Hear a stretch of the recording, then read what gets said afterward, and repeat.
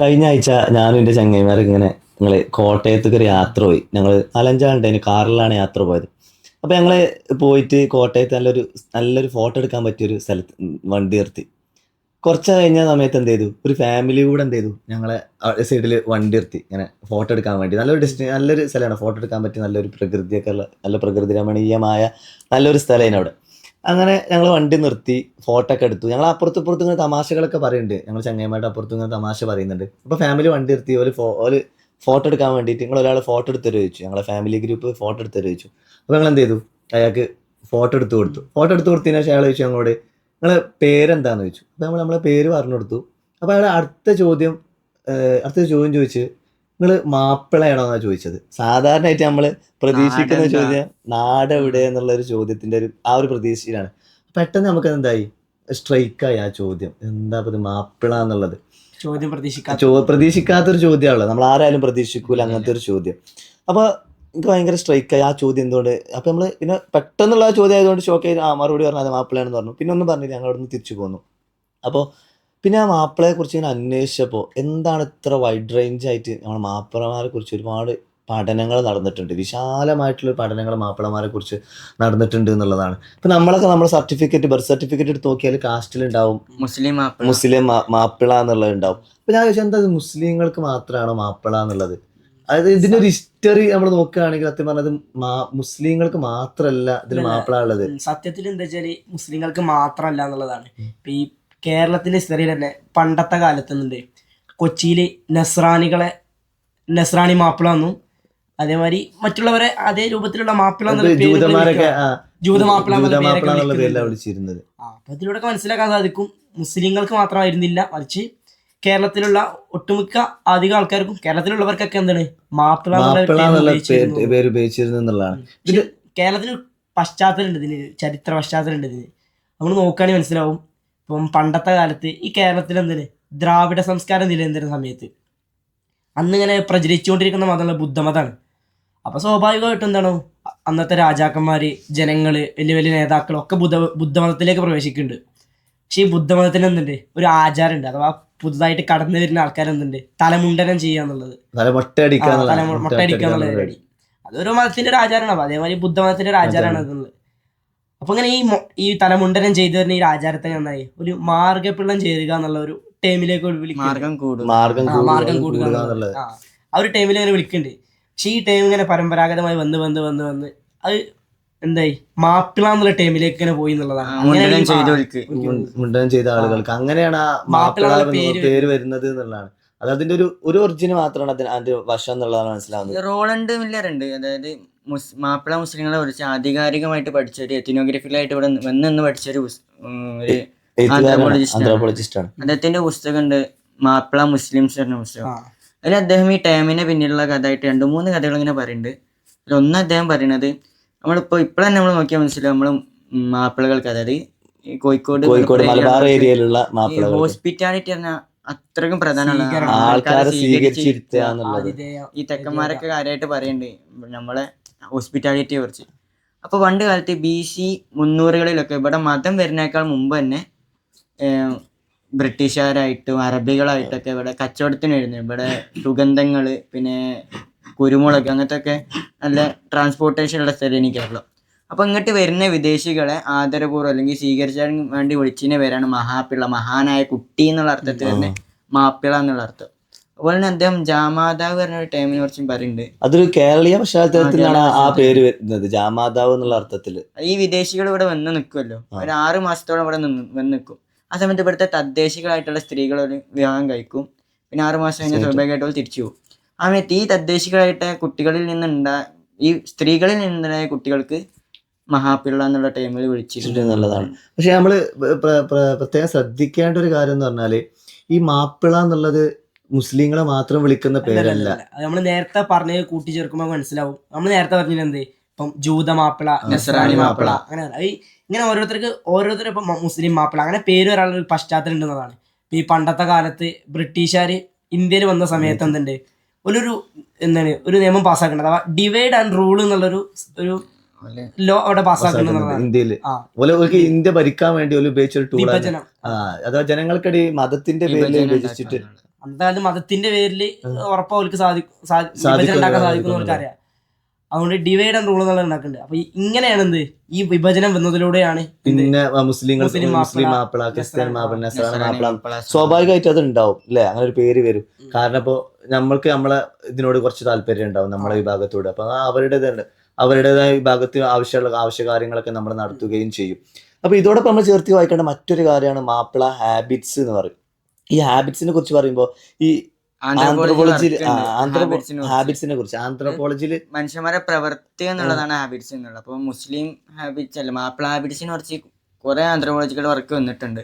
അപ്പോൾ ഇപ്പോഴാണ് നമുക്ക് മനസ്സിലാവും അവിടുത്തെ കല്യാണങ്ങളിൽ കല്യാണത്തിനൊക്കെ ഭയങ്കര സ്വാധീനം ഉണ്ട്. വരനെ കൊണ്ടുവരുന്നത് കോൽക്കളി കളിച്ചിട്ട്, മണവാട്ടിനെ കൊണ്ടുവരുന്നത് ഒപ്പന കളിച്ചിട്ട് കളിച്ചിട്ട്.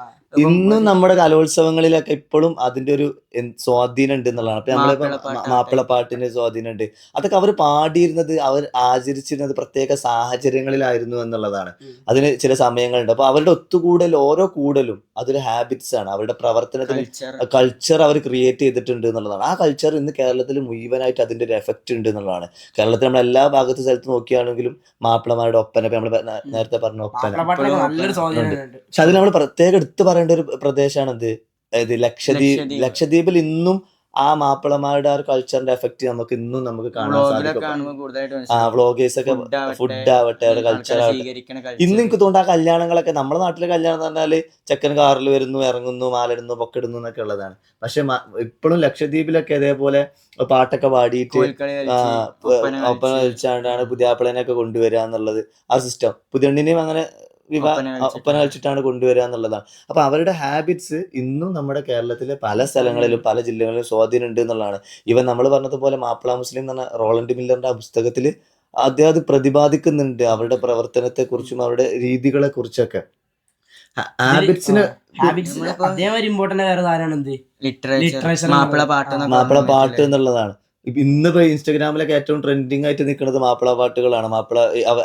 പണ്ടത്തെ എഴുതിയ ഈരടികളൊക്കെ പുതിയ BGM ഇതൊക്കെ ഇട്ടിട്ട് അതിന് സ്ലോഡ് വേർഷൻസ് ഒക്കെ ഇറക്കിയിട്ട് അത് ട്രെൻഡിങ് ആക്കുന്ന രീതിയാണ്. പക്ഷെ ആ വരികൾ കേട്ടു നോക്കിയാൽ നമ്മൾ മനസ്സിലാക്കും തീവ്രമായ ആശയങ്ങൾ അവരിലുണ്ടായിരുന്നു. അഥവാ ബ്രിട്ടീഷുകാർക്കെതിരെ പോരാട്ടം നടത്തണം, ഇൻഫ്ലുവൻസ് ചെയ്തിട്ടുണ്ട് ചില കൃതികളും ചില എഴുത്തുകളൊക്കെ നമ്മൾ നോക്കിയാൽ മതി. അതോടൊപ്പം മാപ്പിളമാരുടെ ഹാബിറ്റ്സ് പറയുകയാണെങ്കിലാണ് അവരുടെ യാത്രകൾ എന്നുള്ളതാണ്. മാപ്പിളമാരുടെ ഒരുപാട് ഡയസ്പോറകൾ ഉണ്ടായിട്ടുണ്ട്. അവര് ഇപ്പൊ നമ്മുടെ മലബാറിന്റെ ഇപ്പൊ ഇന്നത്തെ സാമ്പത്തിക സ്ഥിതി നോക്കുകയാണെങ്കിൽ പ്രവാസം എന്നാണ് സൗദി അറേബ്യ, ഗൾഫ് രാജ്യങ്ങൾ എന്നാണ്. ഗൾഫ് രാജ്യങ്ങളിലാണ് കേരളത്തിലെ ഏറ്റവും കൂടുതൽ ഫണ്ട് വരുന്നത് എന്നുള്ളതാണ് ഒരു കാലഘട്ടം വരെ. ഇപ്പൊ ഇന്നത് യൂട്യൂബിലേക്കും മറ്റു രീതിയിലേക്കൊക്കെ മാറിയിട്ടുണ്ടെങ്കിലും ഈ അടുത്ത കാലഘട്ടം വരെ മാപ്പിളമാരുണ്ടാക്കിയിട്ടുള്ള പല സംഘടനകളും എന്താണ് കേരളത്തിലൂടെയാണ് കൂടുതലായിട്ട് ഇവിടെ ചാരിറ്റബിൾ ട്രസ്റ്റുകളുണ്ട്. ചാരിറ്റികൾ ഒരുപാട് നടക്കുന്നുണ്ട്. ഇപ്പൊ നമ്മള് കോഴിക്കോട് KMCC പോലത്തെ സംഘടനകള്, അതുപോലെ കോഴിക്കോട് നമ്മൾ പോയാല് മെഡിക്കൽ കോളേജിലൊക്കെ, അതുപോലെ പല ഗവൺമെന്റ് സ്ഥാപനങ്ങൾക്ക് മുന്നിൽ ഹോസ്പിറ്റലുകൾക്ക് പോയാലും നമുക്ക് ഭക്ഷണങ്ങൾ വിതരണം ചെയ്യാം. ചാരിറ്റിക്ക് നല്ല വില കൊടുക്കുന്നുണ്ട് ഈ മാപ്പിളമാര് എന്നുള്ളതാണ്. മാപ്പിള മുസ്ലിങ്ങൾ ചെയ്യുന്നുണ്ട് എന്നുള്ളതാണ്. ഇപ്പോ ഇവരെ ചാരിറ്റിക്ക് അപ്പുറത്തേക്ക് ഇവർ വേറെ ലോകം കൂടി ക്രിയേറ്റ് ചെയ്തിട്ടുണ്ട്. അത് വളരെ രസകരമായിട്ടുള്ള സംഭവമാണ്. ഭക്ഷണം എന്നുള്ളതാണ് അവർക്ക് നമ്മള് എടുത്തു പറയേണ്ട ഒരു കാര്യം തന്നെയാണ്. മന്തി, ബിരിയാണി, ഇതിന്റെ ഒക്കെ ഒരു എഫക്റ്റ് എന്ന് പറഞ്ഞാല് വിദേശത്ത് നിന്നുള്ളതാണ് ഇവരുടെ പ്രവർത്തനങ്ങൾക്കൊക്കെ, മാപ്പിളമാരുടെ പ്രവർത്തനങ്ങൾക്കൊക്കെ. പ്രത്യേകിച്ച് അറബ് സ്വാധീനമൊക്കെ പ്രത്യേകിച്ച് കേരളത്തിലുണ്ട് എന്നുള്ളതാണ്. ഒരു ഉദാഹരണത്തിന് പറയാൻ സാധിക്കും. ഇപ്പൊ ഈ കേരളത്തിൽ എന്താണ് പൊതുവെ എല്ലാ ഭക്ഷണ സാധനങ്ങൾക്കും ഉപയോഗിക്കുന്ന വെളിച്ചെണ്ണയാണെന്ന് പറയും. പക്ഷെ പണ്ടത്തെ കാലത്ത് എന്തായാലും നെയ്യായിരുന്നു. അത് എന്താ ചോദിച്ചാൽ അത് അറബ് സ്വാധീനമാണ്. നെയ്യ് അറബ് സ്വാധീനം കൊണ്ടാണ് എന്നുള്ളത്. അതുപോലെ തന്നെ കേരളത്തിൽ ഒരുപാട് സ്വാധീനം ഉണ്ടാക്കിയ ഭക്ഷണങ്ങളായ ഇറച്ചിപ്പത്തിരി, അങ്ങനത്തെ ഒരുപാട് സാധനങ്ങൾ എന്നുണ്ട് ഈ അറബ് സ്വാധീനം. അതായത് ഡച്ച്, അങ്ങനെ പല രാജ്യങ്ങളിൽ നിന്നുള്ള സ്വാധീനം ഈ ഫുഡിനെ കുറിച്ച് പറയുമ്പോൾ മുസ്ലിങ്ങളുടെ ഇടയിൽ ഫുഡിനായിട്ട് ഇത്രയും അധികം പ്രാധാന്യം വരാൻ കാരണം മുസ്ലിങ്ങൾക്ക് കള്ള് അതുപോലെ സെക്ഷ്വാലിറ്റി ഒക്കെ ഹറാമാണ്. ആ സമയത്ത് ഇവരെ വൈബ് അല്ലെങ്കിൽ ഒരു രസം കണ്ടെത്തുന്നത് ഇങ്ങനത്തെ ഫുഡ് ഉണ്ടാക്കിയിട്ടാണ്. പക്ഷെ അതിനൊരു നെട്ടിപ്പിക്കുന്ന സത്യമുണ്ട്. ഞാൻ ഈ അടുത്തെന്ത് ഒരു മെഡിക്കൽ കോളേജിൽ, കോഴിക്കോട് മെഡിക്കൽ കോളേജിൽ ഒരു റേഡിയോളജിസ്റ്റിനെ പരിചയപ്പെട്ടിരുന്നു. അപ്പോൾ അയാൾ മുമ്പോട്ട് സംസാരിച്ചിരുന്നു ഇങ്ങനെ എന്താണ് അവിടുത്തെ അവസ്ഥ രീതികളെ കുറിച്ച്. ഇങ്ങനെ യാത്ര ചെയ്യുന്ന സമയത്ത് കണ്ടുമുട്ടിയാണ്. അപ്പോൾ മൂപ്പര് പറഞ്ഞത് നിങ്ങൾ മാപ്പിളമാർക്ക് ഭയങ്കര സ്വീകരണമാണ്, നമ്മൾ വീട്ടിലേക്ക് വരുമ്പോൾ നല്ല ഭക്ഷണം ഉണ്ടാക്കി കൊടുക്കുന്ന, നല്ല ഹോസ്പിറ്റലിലെ സ്നേഹമാണെന്നൊക്കെ. പക്ഷെ നിങ്ങൾക്കൊരു പ്രശ്നം എന്ന് പറഞ്ഞാൽ ഈ ഏറ്റവും കൂടുതൽ മെഡിക്കൽ കോളേജിൽ രോഗികളായിട്ട് വരുന്നത് ഈ മലബാർ ഏരിയയിലുള്ള മുസ്ലിങ്ങളാണെന്നുള്ളതാണ്. നമ്മളെ ഭക്ഷണ രീതി അങ്ങനെയാണ്. നമ്മൾ ചിലപ്പോ വിദേശത്ത് ചിലപ്പോ മന്തിയൊക്കെ നല്ല സെറ്റ് ആയിരിക്കും, അവിടെ ഭക്ഷണം അവിടെ കാലാവസ്ഥക്ക് അനുയോജ്യമായിരിക്കും. പക്ഷെ ചിലപ്പോൾ നമ്മുടെ കാലാവസ്ഥക്ക് ചില ഭക്ഷണങ്ങൾ യോജിപ്പ് ഉണ്ടാവില്ല എന്നുള്ളതാണ്. നമ്മളെ രാത്രികാല ഭക്ഷണങ്ങളായാലും മറ്റാണെങ്കിലും. ഇപ്പൊ നമ്മുടെ നാട്ടിലുള്ള രാത്രി നമ്മൾ ഒരു ഒട്ടുമിക്ക പല സ്ഥലങ്ങളിൽ പോയി നോക്കിയാൽ എന്താണ്, നമുക്ക് ഹോട്ടലുകൾ ഓപ്പൺ ആക്കിയിട്ട് കാണാം. നമ്മളെ ഭക്ഷണ രീതി റെഡി അല്ല എന്നുള്ളതാണ് അവരൊക്കെ പറഞ്ഞു വെക്കുന്നത്.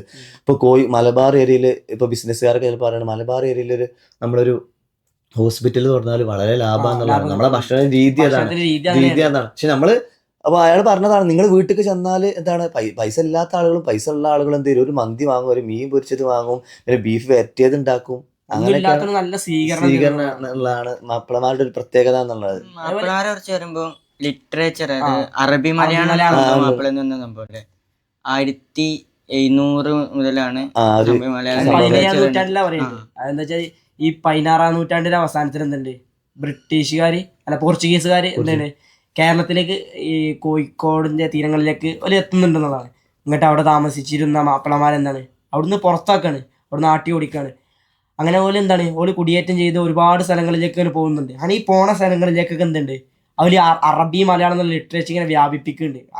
അതാണ് 17-ാം നൂറ്റാണ്ടിൽ എന്ന് പറയുന്നത്. ആ 16-ാം നൂറ്റാണ്ടിന്റെ അവസാനത്തിൽ 17-ാം നൂറ്റാണ്ടിന്റെ തുടക്കത്തിലായിട്ടാണ് ഈ ഭാഷ ഇത്രയും വ്യാപ്തി ഉണ്ടാവുന്നത്. നല്ല നമ്മൾ ഈ മംഗ്ലീഷൊക്കെ പറഞ്ഞ പോലെയാണ്. ഇപ്പൊ നമ്മളെ മദ്രസകളിലൊക്കെ ആ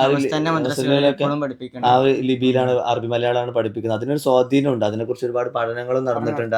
അവിടെ എഴുത്തിന്റെ രീതി ഉണ്ട്. ഈ മലബാറിന് തന്നെ വേറെ ടേം വിളിച്ചിട്ടുണ്ട്, പോളിഗ്ലോസിക് മലബാർ എന്ന് പറയുന്നുണ്ട്. അതെന്താ വെച്ചാൽ ഈ ടേം ഉദ്ദേശിക്കുന്നത് എന്താ വെച്ചാൽ ഒരുപാട് ആളുകൾ എന്താണ് മലബാറിന്റെ തീരത്തെത്തുന്നുണ്ട്. വ്യത്യസ്തമായ രാജ്യങ്ങളിലുള്ള വ്യത്യസ്തമായ സ്ഥലത്തുള്ള ആളുകൾ എന്താണ് എല്ലാവരും മലബാറിന്റെ തീരങ്ങളിലെത്താണ്. അപ്പോൾ ഓരോ രാജ്യത്തുള്ളവർ ഓരോ ഭാഷയാണ് സംസാരിക്കുന്നത്. അപ്പം വ്യത്യസ്തമായ ലാംഗ്വേജുകൾ, അവരുടെ ഭാഷകളൊക്കെ മലബാറിന്റെ തീരങ്ങളിൽ അടിഞ്ഞുകൂടുക എന്നുള്ളത്. അഥവാ ഒരുപാട് ഭാഷകൾ എത്തുമ്പോൾ ആ ഒരു രുചി മലബാറിന്റെ തീരത്തിനുണ്ട്. വാസ്കോഡ് ഗാമ കേരളത്തിന് 1498 വാസ്കോഡ് ഗാമ ഇവിടെ നിന്ന് ഇറങ്ങുമ്പോൾ വാസ്കോഡ് ഗാമക്ക് പോർച്ചുഗീസിൽ നിന്ന് മലയാളത്തിലേക്ക് ട്രാൻസ്ലേറ്റ് ചെയ്ത് കൊടുക്കുന്നത് ഒരു ആഫ്രിക്കൻ മുസ്ലിം ആണെന്നാണ് മൂപ്പര് പറയുന്നത്. അത്ഭുതത്തോടുകൂടെ പറയുന്നത്. അത്രയും ഭാഷകൾ കേരളത്തിൽ ഉണ്ടായിരുന്നു. ഇപ്പോൾ മാപ്പിളമാരെ കുറിച്ച് നമ്മൾ ഒരുപാട് കാര്യങ്ങൾ പറഞ്ഞു. അവരുടെ ആന്ത്രോപോളജിയിലുള്ള മാപ്പിള ഹാബിറ്റ്സിനെ കുറിച്ച് പറഞ്ഞു, കൾച്ചറിനെ കുറിച്ച് പറഞ്ഞു, അവരുടെ ഫുഡിന്റെ രീതികളെ കുറിച്ച് വരെ നമ്മൾ പറഞ്ഞു, ലിപികളെ കുറിച്ച് വരെ പറഞ്ഞു. പക്ഷെ നമ്മൾ ഈ വിദ്യാഭ്യാസത്തെ കുറിച്ച്, മാപ്പിളമാരുടെ വിദ്യാഭ്യാസ രീതികളെ കുറിച്ച് പറയാതെ ഒരിക്കലും മാപ്പിളമാരെ കുറിച്ച് പറഞ്ഞത് അവസാനിപ്പിക്കാൻ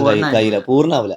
അപ്പൊ മാപ്പിളമാരെ വിദ്യാഭ്യാസ രീതിയെ കുറിച്ച് നമ്മൾ പറയുന്ന സമയത്ത് പ്രധാനമായിട്ടും അവരുടെ വിദ്യാഭ്യാസം വരുന്നത്, അല്ലെങ്കിൽ അതിന്റെ ഒരു അടിസ്ഥാനമായിട്ട് നമുക്ക് കാണാൻ പറ്റുന്നത് ഓത്തുപള്ളികളാണ്. ഈ ഓത്തുപള്ളിയാണ് അറബ് സ്വാധീനത്തിൽ നിന്നാണ് വരുന്നത്. അറബികളുടെ പണ്ടത്തെ രീതിയാണ്, അല്ലെങ്കിൽ മദ്രസ, പള്ളി ദർസ് എന്നൊക്കെ വേണമെങ്കിൽ നമുക്കതിനെ പറയാം. ഈ പള്ളി ദർസിലൊക്കെ വ്യത്യസ്തമായിട്ടുള്ള അവിടെ പഠിപ്പിക്കുന്നുണ്ട്. ഇപ്പൊ മാത്സ് ആയാലും സയൻസ് ആയാലും കെമിസ്ട്രി ആയാലും ഒക്കെ അതിന്റെ ആസ്ട്രോണമി വരെ പഠിപ്പിച്ചിട്ടുണ്ട് എന്നുള്ളതാണ് ചരിത്രത്തിൽ നമുക്ക് കാണാൻ കഴിയുക. അതുപോലെ ഒരുപാട് രചനകൾ ഈ ഓത്തുപള്ളിയിൽ നിന്നാണ് നടന്നിട്ടുള്ളത് എന്നുള്ളതാണ്. ഈവൻ ബ്രിട്ടീഷുകാർക്കെതിരെ അവർ ഒരുപാട് കവിതകൾ എഴുതിയിട്ടുണ്ട്, പുസ്തകങ്ങൾ രചിച്ചിട്ടുണ്ട്. അതൊക്കെ അറബിയിലും അറബി മലയാളത്തിലുമായിട്ട് ഇന്നും നമുക്ക് കേരളത്തിൽ എന്താണ് സുലഭമാണ്. ഇതോടൊപ്പം നമ്മൾ പറഞ്ഞു വെക്കേണ്ട മറ്റൊരു കാര്യമാണ്, ഇത് മാപ്പിളമാരെ കണക്ട് ചെയ്യുന്ന ഒരു സാധനമാണ്. അതുകൊണ്ടാണ് നമ്മളിത് പറയുന്നത്. അഥവാ പണ്ട് പൊന്നാനിയിലെ ഏരിയയിൽ അഥവാ പൊന്നാനിക്കളരി എന്ന് പറഞ്ഞൊരു ടീം ഉണ്ടായിരുന്നു. ഇപ്പൊ ഉറൂബ്, അക്കിത്തം പോലത്തെ സാഹിത്യകാരന്മാർ, ഇന്ന് മലയാളികൾ നമ്മൾ പണ്ടത്തെ മലയാള സാഹിത്യകാരന്മാരിൽ അധികായന്മാരായിരുന്ന എഴുത്തുകാരന്മാർ കൂടിയിട്ട് അവർ ആ പൊന്നാനി ഏരിയയിൽ പല സ്ഥലങ്ങളിലും പോയിട്ട് ആളുകളെ ഒരുമിച്ച് കൂട്ടി സാഹിത്യ കൂട്ടായ്മ അവരുണ്ടാക്കിയിരുന്നു. അങ്ങനെ ഒരുപാട് എഴുത്തുകൾ, വായനകൾ അതിലൂടെ വന്നിട്ടുണ്ട് എന്നുള്ളതാണ്. മാപ്പിളമാർക്ക് അങ്ങനെ കിട്ടിയിട്ടുണ്ട് എന്നുള്ളതാണ്. ഇന്നും ആ എഴുത്തുകൾ നമുക്ക് പല സ്ഥലങ്ങളിലും നമുക്ക് കാണാൻ പറ്റും. ഈവൻ മാപ്പിള മുസ്ലിംസ് നമ്മൾ നേരത്തെ പ്രതിപാദിച്ച റോളൻ മില്ലറിന്റെ പുസ്തകത്തിൽ കാട്ടും. അങ്ങനെ പല ലിപികളിൽ നിന്നും നമുക്കത് കാണാൻ പറ്റും എന്നുള്ളതാണ്. ഇമ്പോർട്ടന്റ് ആയ പല മേഖലകളിലും മാപ്പിളമാരുടെ സ്വാധീനം ഉണ്ട് എന്നുള്ളതാണ് കാണാൻ സാധിക്കുന്നത്. പള്ളി ദർസുകളുടെ ഒരു സ്വാധീനം എന്ന് വെച്ചാല് അന്നത്തെ കാലത്ത് ഈ പള്ളി ദർസ് കൊണ്ട് മാത്രം പൊന്നാനി, കോഴിക്കോടും ട്രേഡിംഗ് ഹബ്ബായിട്ട് വളർന്നിരുന്നു എന്ന് പറയുന്നുണ്ട്. എന്നുള്ളത്. പിന്നെ ടിപ്പു സുൽത്താനാണ് അത് കൊച്ചിയിലേക്ക് കൊച്ചിയിലേക്ക് മാറ്റുന്നത്. മാറ്റുന്നത് എന്നുള്ളതാണ്. ഈ മാപ്പിളമാരുടെ എഴുത്തുകളെ കുറിച്ച് പറയുന്ന സമയത്ത് ബ്രിട്ടീഷുകാർക്കെതിരെ ഇവർ ഒരുപാട് എഴുത്തുകൾ നടത്തിയിട്ടുണ്ട് എന്നുള്ളതാണ്. അപ്പൊ അവരുടെ എഴുത്തുകൾ കാരണത്താൽ ബ്രിട്ടീഷുകാർക്കെതിരെ പോരാട്ടം നടത്താൻ ആളുകൾക്ക് ഒരു വീര്യം വന്നിട്ടുണ്ട്. ഇപ്പൊ മന്ത്രങ്ങൾ പല കലാപങ്ങളിൽ നമ്മൾ പറയുകയാണെങ്കിൽ ഇപ്പൊ മാപ്പിള ലഹള അതൊരു ഉദാഹരണം തന്നെയാണ്. ആ ലഹളകളിൽ 1921 ഈവൻ ഗാന്ധിജി വരെ അവർ അതിന് സപ്പോർട്ടായിരുന്നു എന്നുള്ളതാണ്. കാരണം ബ്രിട്ടീഷുകാർക്കെതിരെയാണ് നമ്മൾ യുദ്ധം നടത്തുന്നത്. നമ്മൾ നേരത്തെ പറഞ്ഞതുപോലെ ഡിവൈഡ് ആൻഡ് റൂള്, ആ റൂളിനെതിരെ അഥവാ മതപരമായിട്ടുള്ള എതിർപ്പുകൾക്കെതിരെയൊക്കെ ഇവർ ഒരുപാട് യുദ്ധങ്ങൾ നടത്തിയിട്ടുണ്ട് പിന്നീട് എന്നുള്ളതാണ്. മുസ്ലിം ലഹള എന്ന പേര് ഒരുപാട് നമ്മൾ അറിയപ്പെടുന്ന ഒരുപാട് മാപ്പിളമാര് അന്ന് ജീവിച്ചിട്ടുണ്ട് എന്നുള്ളതാണ്. ഇപ്പൊ വാര്യൻ കുന്നനെ വാര്യൻ കുന്നൻ. ഒരിക്കലും നമുക്ക് മറക്കാനാവാത്ത. മറക്കാനാവാത്ത അല്ലെങ്കിൽ ഒഴിച്ചുവിടാൻ പറ്റാത്ത ഒരു വ്യക്തിയാണ് വാര്യൻ കുന്നൻ. ഇന്നും അദ്ദേഹത്തിന്റെ സ്വാധീനത്തിൽ ഉണ്ട് എന്നുള്ളതാണ്. അത് നമ്മളെ പല സ്ഥലങ്ങളിൽ പോയി നോക്കിയാലും നമുക്ക് മാപ്പിളമാരുടെ ഈ രീതികളെ കുറിച്ചും എഴുത്തുകളെ കുറിച്ചും വായനകളെ കുറിച്ചും നമുക്ക് പറയാൻ പറ്റും എന്നുള്ളതാണ്. അതിൽ സ്വാധീനം ഉണ്ടായതുകൊണ്ടാണ് അതെന്താക്കുന്നത് നമ്മൾ വീണ്ടും വീണ്ടും അതിനെക്കുറിച്ച് പറയുന്നത് എന്നുള്ളതാണ്. അപ്പൊ ഇതൊന്നും പറയാതെ ഇതിനപ്പുറത്തേക്ക് മാപ്പിളമാർ വിശാലമായ ഒരു ലോകമാണ് അവരുടെ ലോകം അവർ ക്രിയേറ്റ് ചെയ്യുന്നത് അല്ലെങ്കിൽ അവർ ഉണ്ടാക്കിയിട്ടിട്ടുള്ളത് എന്നുള്ളതാണ്. ഇന്നും ആ രീതി എന്താക്കിയിട്ടുണ്ട്, തുടർന്നു കൊണ്ടേ ഇരിക്കുന്നുണ്ട് എന്നുള്ളതാണ്. മലബാർ ഏരിയയിലെ പല സ്ഥലങ്ങളിൽ നോക്കിയാലും ഉള്ളതാണ്. ഇപ്പോൾ നമ്മൾ ഇതിനോടൊപ്പം പറയേണ്ട ഒരു കാര്യം കൂടിയാണ്.